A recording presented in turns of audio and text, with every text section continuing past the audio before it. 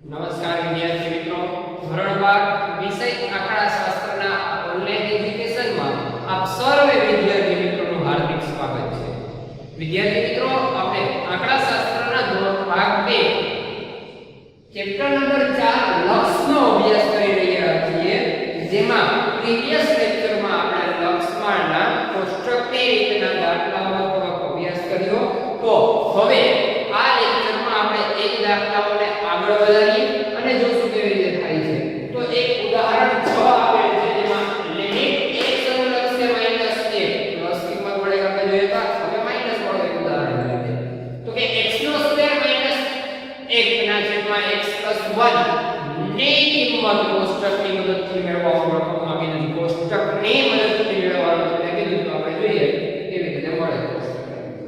Okay, તો સૌપ્રથમ આપણે આના અવયવ પડશે, તો અવયવ માટે કરીએ x² - 1 માટે. વિદ્યાર્થી મિત્રોના અવયવ હોય વર્ગમૂળ બંને વર્ગમૂળ નીકળે, વચ્ચે માઈનસ છે. તફાવત જે રીતે આપણે ચેપ્ટરની શરૂઆત કરી પહેલા આપણે વિડિયોમાં જોયા હતા, એના પર અવયવ જોયા હતા 5 લેક્ચર પછી. તો એ જોઈએ x² - 1 માટે તો કે બંને પદનું વર્ગમૂળ કાઢીએ એટલે x - 1 એકવાર માઈનસ એકવાર પ્લસ. આના કાંઈ અવયવ ન પડે તો આપણે x² - 1 ની કિંમત મૂકી દઈએ. x - 1 x + 1 ના છેદમાં x + 1 આ બે ઉડી જાય. બે સરખા હતા, બીજું શું છે તમારું વિધેય થઈ ગયું. લિમિટ x અનુલક્ષે -1 x - 1.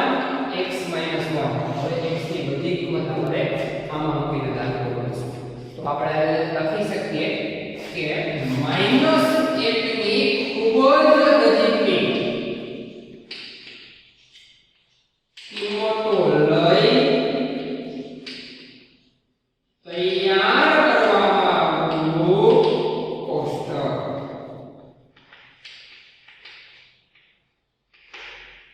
ઓકે, તો શું આપણે હવે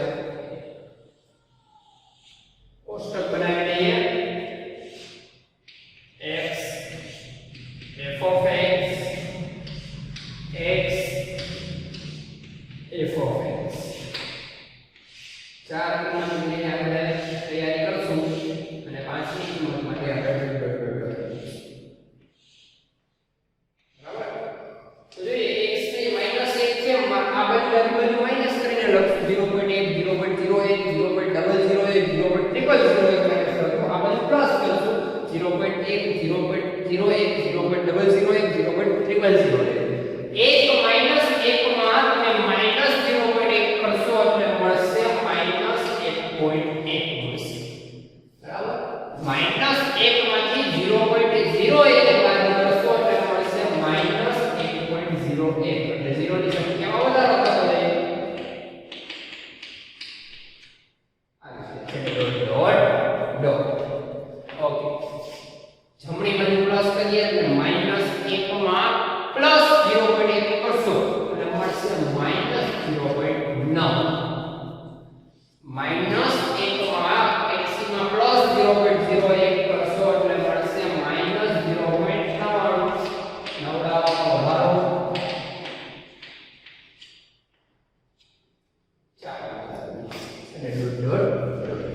ઓકે, પ્રશ્ન એવો થાય કે આ કિંમત આપણે આમાં મૂકવા, સોરી આ -1.1 આમાં મૂકવાની કે આમાં, તો કે સાહેબ આમાં છે. કારણ કે સાદું વાપરી આપણે જે કિંમત મેળવી છે એટલા માટે આપણે તેની કિંમત એમાં મૂકી શકાય. તો અવયવ ખાસ ધ્યાન રાખો, અવયવ પડતા તો અવયવ પાડવાના, અવયવ નથી પડતા તો કોમન જુઓ, કોમન નીકળે, કોમન નથી નીકળતા તો જ ડાયરેક્ટ તમે ગણતરી રીતે કોષ્ટકની માંડી શકો, જે આપણે આગલા લેક્ચરમાં જોયું હતું. પરંતુ અહીંયા અવયવ પડતા તો આપણે અવયવ પડ્યા છે અને અવયવ ભૂલી ગયા, બધું x - 1. બરાબર. આ રીતે આપણે દાખલો ગણવો પડે. ડાબી બાજુ માઈનસ કરવાના છે, જમણી બાજુ પ્લસ કરીને આપણે નામ કિંમતો લેવાની. તો આ કિંમતને આપણે અહીંયા મૂકશું એટલે કે -1.1 કરો એટલે -2.1 મળશે. રેડી. હવે તો ઠીક છે, 0.1 એટલે વધારો થતો જાય. આગળ 2 આવશે કારણ કે માઈનસ માઈનસ પ્લસ થઈ જાય એટલે 1 2. આ રીતે આપણે લખી શકીએ 2.01 2.001 -2.000. જો મેં પહેલા કીધું અહીંયા માઈનસ હોય ને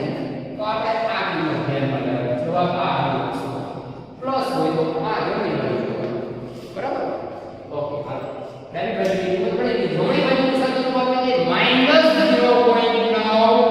એક અહીંયા કે -0.9 -1 કરોડ -1.9 ટૂંકમાં 1 તો આવશે કારણ કે 1 છે એટલે 0 માં 1 ઉમેરો તો 1 થાય માઈનસ ની નિશાની અને 9 આવશે એટલે ઉડાઈ જાય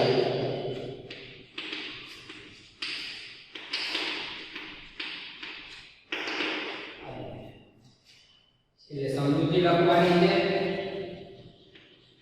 4 માર્ક્સમાં બોર્ડમાં પૂછાયેલ દાખલો 1 માર્ક 2 માર્ક આના અને 1 માર્ક સમજૂતીના આવે 4 માર્ક્સનો દાખલો થાય તો જોઈએ તો કે કોષ્ટક પરથી સાબિત થાય છે કે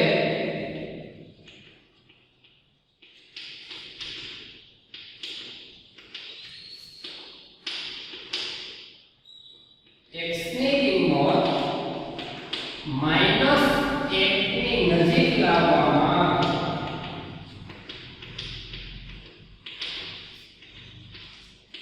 ત્યારે f of x -2 તરફ જાય છે તો અહીં નજીક મળે છે તેથી x અનુલક્ષે -1 ત્યારે f of x અનુલક્ષે -2 આવું આપણે કહી શકીએ વિદ્યાર્થીઓ તો આ આપણે કોષ્ટકની રીતનું દાખલો કેવું છે 4 માર્ક્સ થાય એક ઉદાહરણ જોઈએ તો અમારી પાસે અસ્તિત્વ ધરાવતું જ નથી એવું જોઈ લઈએ આપણે ઓકે જોઈએ લિમિટ x અનુલક્ષે 1 તો જોઈ લઈએ આપણે મિત્રો કાય આવે નથી પડતા નથી કોમન નીકળતું ડાયરેક્ટ લખી શકીએ 1 ની ખૂબ જ નજીક લઈને તૈયાર કરવામાં આવતું કોષ્ટક તો આપણે એમાં જોઈ શકશું હવે તો કેવી રીતે થશે તો કે જોઈએ આપણે એમાં x ની કિંમત લેશું f of x લેશું x અને f of x જોઈ લઈએ એકવાર ઓકે 4 કિંમત લખવાની છે 1 માંથી 0.1 બાદ કરો એટલે 0.9 એ બધી કિંમત આપણે લખી નાખીએ નોટ કરી નાખશું આપણે 1 માં 1.0.1 ઉમેરો એટલે 1.01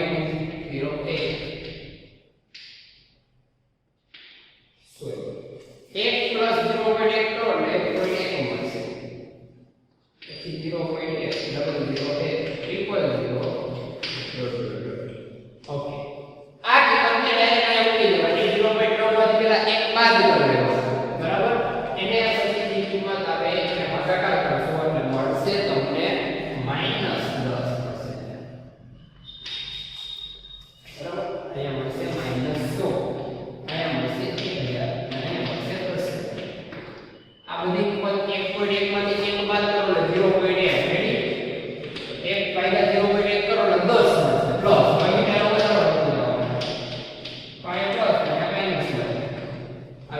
જો કોઈ એક નજીકની કિંમત હોય 10 100 1000 આવી રીતે ડિફરન્સ કિંમત ચાહે તો બે નજીકની છે અને નજીક નથી તો આપણે અહીંયા એવું લખવાનું કોષ્ટક પરથી સાબિત થાય છે કે x ની કિંમત 1 ની નજીક લાવવામાં આવે ત્યારે f of x અને કે f of x 1/x - 1 એ લક્ષનું અસ્તિત્વ ધરાવતું નથી કારણ કે કોઈ એક ચોક્કસ કિંમત આપણને મળતી નથી આ રીતે સમજી લખી શકાય કોષ્ટક પરથી સાબિત થાય છે કે x ની કિંમત 1 ની નજીક લાવવામાં આવે ત્યારે f of x કોઈ ચોક્કસ કિંમતને અનુલક્ષતું નથી તેથી આપેલ વિધેય એ લક્ષનું અસ્તિત્વ ધરાવતું નથી તેમ કહેવાય તો વિદ્યાર્થી મિત્રો આ રીતે કોષ્ટકની રીતના દાખલાઓનો